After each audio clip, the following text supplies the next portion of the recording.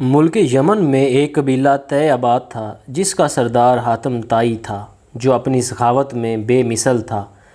حاتم طائی کے پاس ایک بہترین عربی النسل گھوڑا تھا جو اپنی خوبصورتی اور تیز رفتاری میں بے مثل تھا۔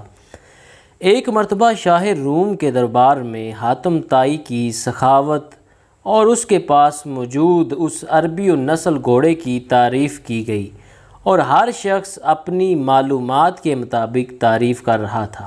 شاہ روم نے جب اپنے درباریوں کی باتیں سنی تو سوچا کہ کیوں نہ حاتم طائی کو آزمایا جائے، اور بغیر آزمائے کسی کے متعلق ایسی رائے قائم کرنا دانشمندی نہیں۔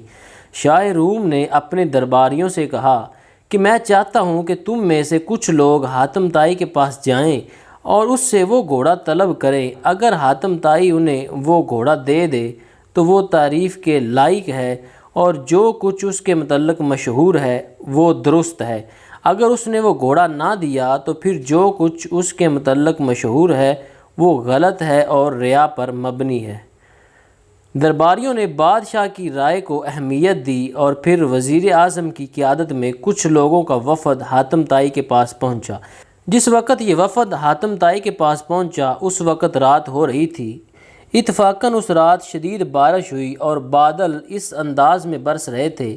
حاتم طائی کے لیے اتنے زیادہ مہمانوں کو سنبھالنا، ان کے آرام کا انتظام کرنا اور ان کے کھانے کا خیال رکھنا دشوار ہوا۔ بہرحال حاتم طائی نے مہمانوں کو بھونا ہوا گوشت کھلایا اور انہیں نرم و آرام دہ بستر پر لٹایا۔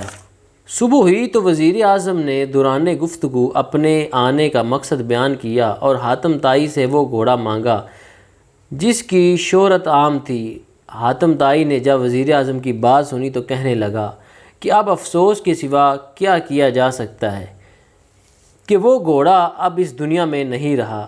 رات جب آپ کا قافلہ آیا اور موسم خراب تھا، میرے لیے ممکن نہ تھا کہ میں چراگاہ سے کوئی دوسرا جانور منگواتا اور اسے ذبح کر کے آپ کی دعوت کرتا۔ اس وقت گھر میں میرے پاس وہی گھوڑا موجود تھا، میں نے اسے ذبح کروا دیا اور مجھے ہرگز گوارا نہ تھا کہ میرے مہمان بھوکے سوتے۔ وزیر اعظم نے حاتم طائی کی بات سنی تو کہنے لگا کہ آپ کی جتنی تعریف ہم نے سنی، آپ بلا شبہ اس تعریف سے زیادہ کے حقدار ہیں۔ پھر جب اس وفد نے واپس جا کر شاہ روم کو اس واقعے سے آگاہ کیا تو اس نے کہا حاتم طائی واقعی تعریف کا حقدار ہے۔